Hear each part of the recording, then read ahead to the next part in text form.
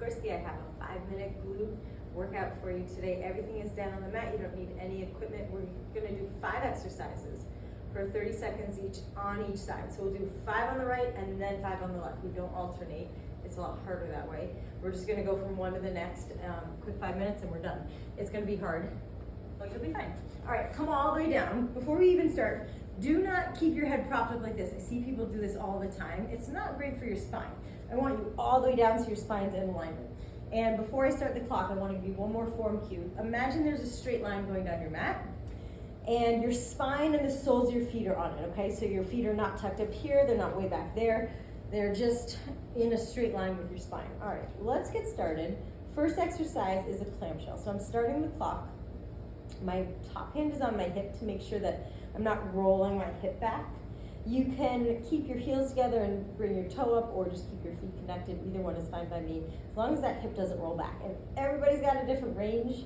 You might be able to get your leg way high, or maybe only come up a little bit, or maybe you're different from right to left.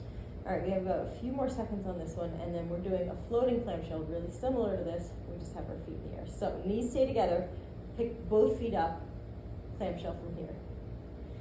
Glutes are always so sneaky, to me at least, because I feel fine right now. Not so bad. And then like, it's just starting to get a little challenging, and then within a few seconds I know it's gonna be so tough. And then it'll stay that way for the next 4 minutes, and that's fine. That's what we signed up for. Take a few deep breaths. I always encourage you to close your eyes when you're doing glutes because you're on the ground, you can't fall. All right, in just a moment, we're gonna relax our legs. Go ahead, relax them. Plant one hand in front, straighten out that top leg. Just start to swing it forwards and swing it back. You can have a little momentum. It's not a huge swing. Your foot can go a little bit behind you, like behind the line of your spine. And you get your leg however high you can. That depends a little bit on flexibility, some hamstring flexibility.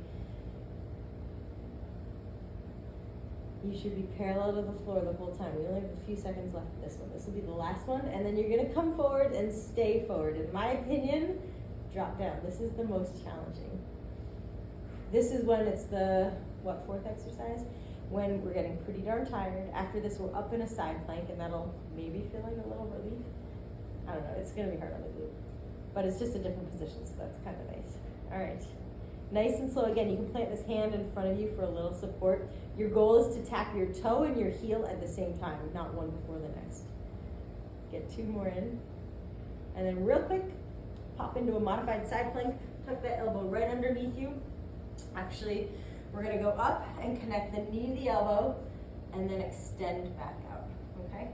So if you need to modify this, you drop the hip and you're gonna do it from here. If you wanna progress it, you can be in a full plank.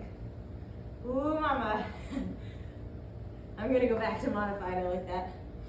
We only have 10 seconds here, and then we're flipping over real quick to the other side. There's no rest in between these exercises, so I like to transition really quickly. One more, and then quick butt spin. Right over the other side, clamshell, get started. Remember, head stays all the way down. You can take a moment to check your form. Remember that imaginary line on your mat that your spine and the soles of your feet are on. Hips facing forwards. This hand is really helpful to not let your body kind of roll up. All right, 5 more seconds here, and then we go into that floating clamshell. Ooh. Knees together, feet up. I say this in my classes all the time.